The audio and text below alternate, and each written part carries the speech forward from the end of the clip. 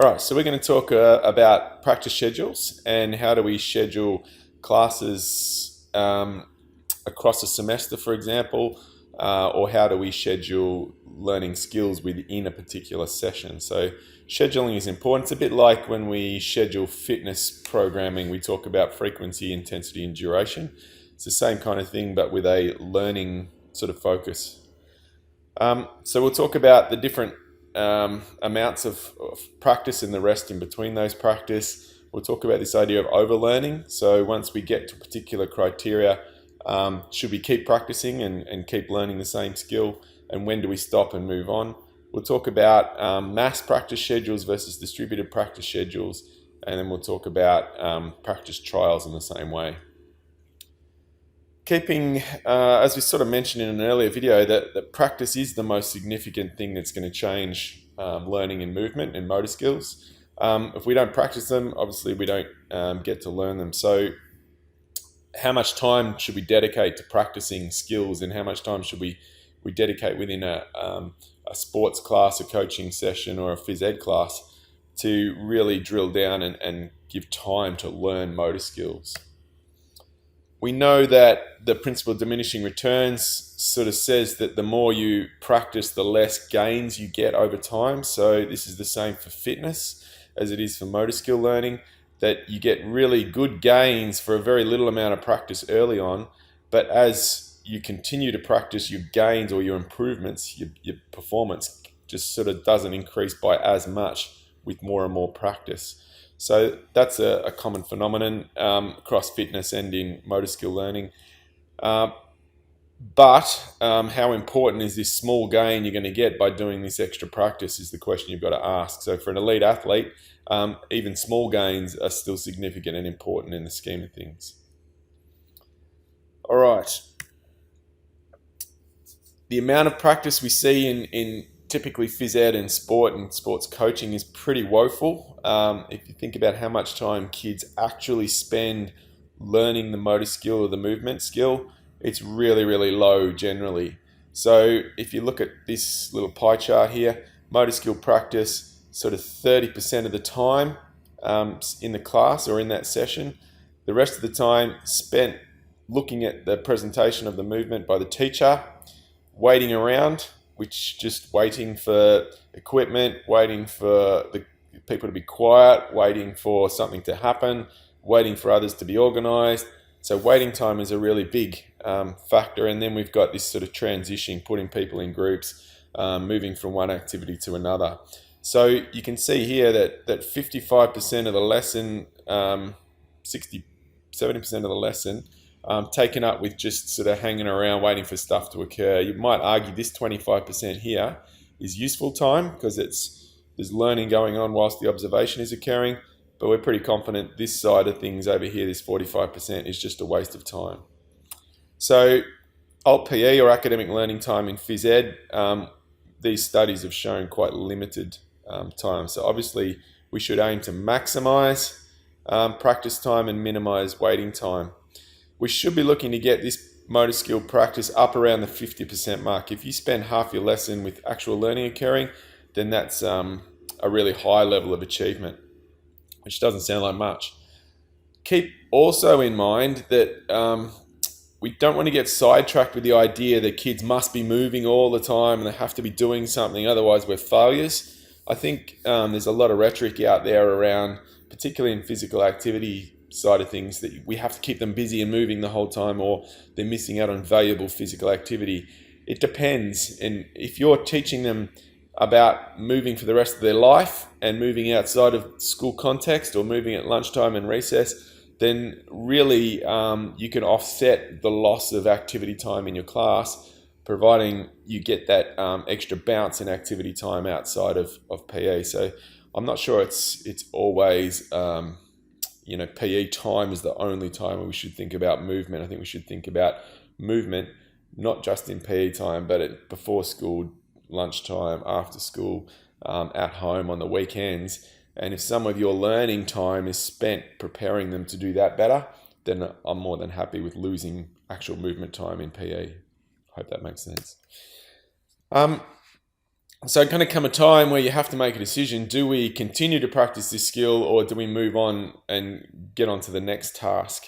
The way I would prefer to think about this sort of question is in a class where we're playing, so we're playing some sort of small-sided game. It might be an invasion game or a net wall game or a striking fielding game. All the time I'm asking the question is, where is this game breaking down? Is it social context? Is it the physical capability to be able to sustain activity? Are they tired or fatigued? Is it their tactical understanding? Do they know where to move and how to move? Or is it their motor skill performance that's not allowing this game to flourish or to move forwards?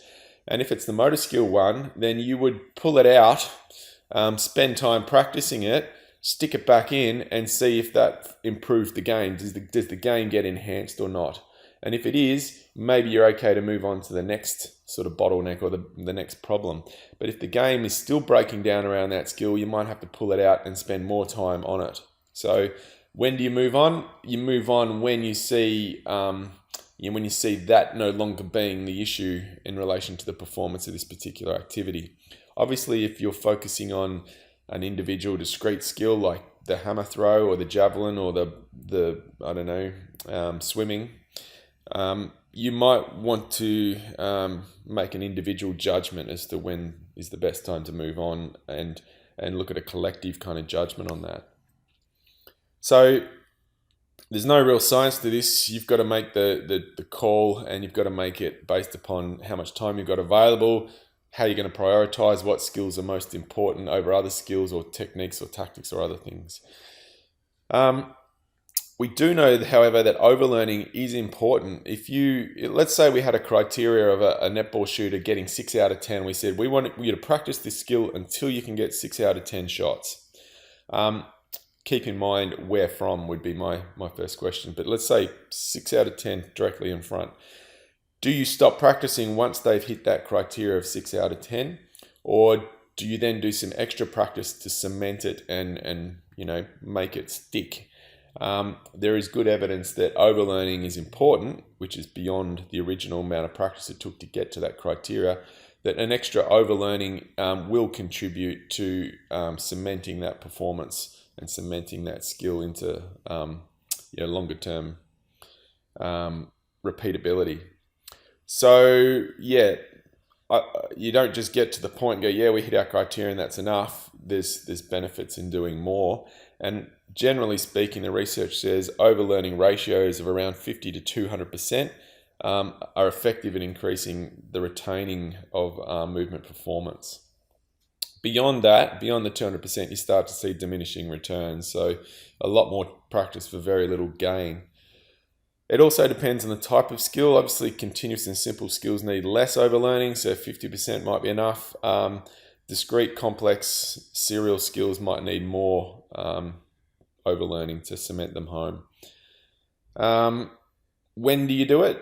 Generally speaking, you can do it after a break, so you don't need to overlearn it, in that same session or a day later. You can come back to it over time, so 2 or 3 weeks down the track. The problem with overlearning is it uses up valuable time. You've already learnt to a criteria how much more time you're going to spend on this. So these are decisions you have to make about what are the kind of key motor skills we need to learn. A lot of people think you can learn a motor skill in like one class. Like I can teach throwing in a 1-2 hour PE class. That's complete hogwash. To teach a beginner how to do an overarm throw with like a reasonable degree of competence, that can take 600 minutes of quality instruction time and repetition and practice. So when you think about that's just one motor skill, if you think about all the motor skills there are in different sports and activities, that's a hell of a lot of time being dedicated to practice. So you have to make decisions about efficiency here. You have to say, when is enough to move on? Have I given them the building blocks to be able to go out and practice this at home? Do they feel confident and motivated to want to try and practice this elsewhere?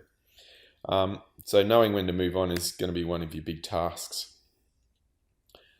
Moving on to distributing practice. So how do we schedule or space our practice across a number of different sessions or across a number of different trials? We know a fair bit about the first one of these. We don't know much about this one. But generally speaking, mass practice is we do it all at once. Distributed practice, we spread it out over time. Classic example here is swimming lessons. In schools, usually in summertime, there's a window where we run swimming lessons. And because we've got a really limited time and we can't afford to keep sending them to the pool, for a whole semester, we usually just mass it into, a couple all-out sessions where we try and give them the most we can in one small condensed practice block. The data would suggest, particularly for continuous skills like that, we would be much better off distributing those practice sessions, so 30 minutes, 30 minutes, 30 minutes, 30 minutes once a week, than we would be by combining all those 30 minutes into 1 or 2 big sessions. That's better for learning, but it's worse for the teachers, it's worse for the school, it's worse for the budget, it's worse for the buses, the time commitment and all that sort of stuff. So mass practice is more efficient to organise and run, but it's less productive in terms of learning outcomes. Think of your own experience with first aid courses. If you were to do a first aid course where you did 30 minutes once a week, you would be refreshed each of those weeks, and you would force yourself to remember stuff, and you would go over stuff, and so the memories would become more solidified and you would remember the stuff a lot more strongly than if you were to do that first aid course in one blocked or one massed weekend thing. Once it's finished, you shelve it, you don't think about it again. One of the reasons why at university we have weekly lectures that go for 1 hour, 2 hours, is because we know that distributed practice is more effective for learning. If we were to block our 24-hour contact with you into 3, 5-hour or 8-hour sessions, we would probably not have an effective impact on your learning. So keep in mind, smaller distributed classes work better than massed sort of blocked classes. I sort of mentioned earlier, we don't know a lot about within a particular class should you mass or distribute, but the general rule is we should mass discrete skill learning. So if you're doing overarm throwing, you might combine overarm throwing and catching, and you might do that, repeat it several times, probably using variable instruction, so from varied distances, varied size, and even randomizing the skills. But there is a lot of that, you're still sort of massing it together in one sort of practice bout. That's probably better than doing a throw here and then wait 5 minutes and doing another throw and then wait 10 minutes and do another throw. So from discrete skills, mass practice them within a session. For continuous skills, you're probably better off distributing them throughout a session. I think you get the gist of that. Okay, so this kind of graph sort of shows that out here. This study down here by Baddeley and Longman, this was quite a neat little study because it says the same thing about what I was talking about with the swimming. So these postal workers were trained for 60 hours. They hated the schedule when you distribute it because they had to commit to something, once a week, cross over a huge number of weeks. That was a pain in the butt for them. It was much more efficient to mass the practice to one block and go, and learn the stuff in that huge block than it was to spread it out over time. But the learning was worse. So they didn't learn as well and they didn't remember as well by doing mass practice. So distributed practice worked best in that case. Why does distributed practice tend to work better? Well, you can get tired doing block practice. If you think about your first aid course, you might remember the start, you might remember the end, but you probably can't remember what happened in between. Even if you think of a lecture, the amount of information you can take in during that lecture is limited in 60 minutes. Then if you spread that out over shorter bursts, so there's a lot of there's a lot of fatigue involved.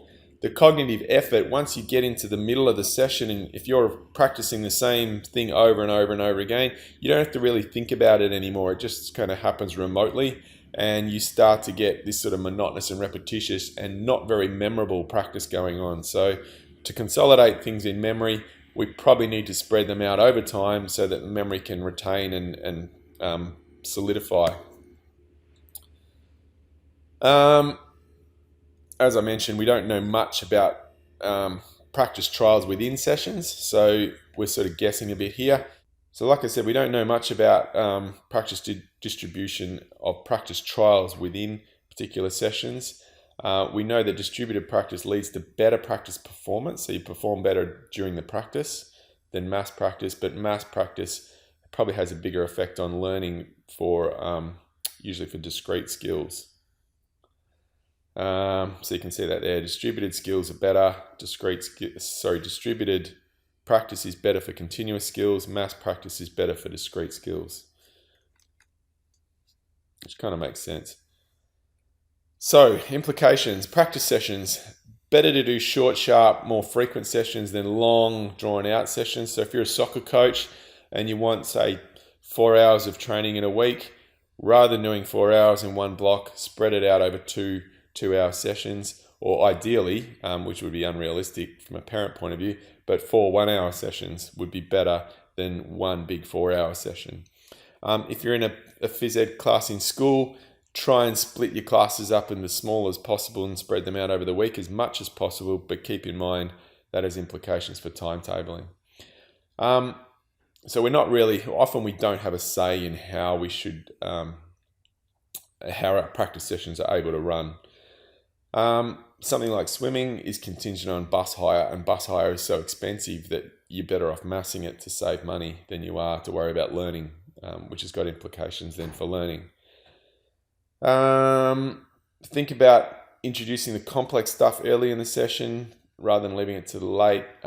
Think about how you break up your practice. One of the ways I like to break up practice schedules is you're teaching effectively the same skill, but you're continually changing the constraints. So you add a defender, you go from passive defense to more active defense. You give direction, so you put goals at either end of the square. So you can teach effectively the same skill, but you change it up by adding in new and more difficult constraints to the system. So every time you change it, it feels like something fresh and new, even though you're still rehearsing the same kinds of skill. So that's a little technique you'll develop, is the ability to change it up rather than change it completely. And I think changing up is an important concept, as opposed to just, let's now move on to the next skill. We can still continue to practice this skill, but in novel ways. And I think that's something that you'll get better at. All right. You can have a read through these. There's nothing groundbreaking in there. At some point, you're going to have to make a decision when to move on. So overlearning is good, but not forever. In a crowded curriculum where you've got to teach a whole bunch of points. All right, that'll do.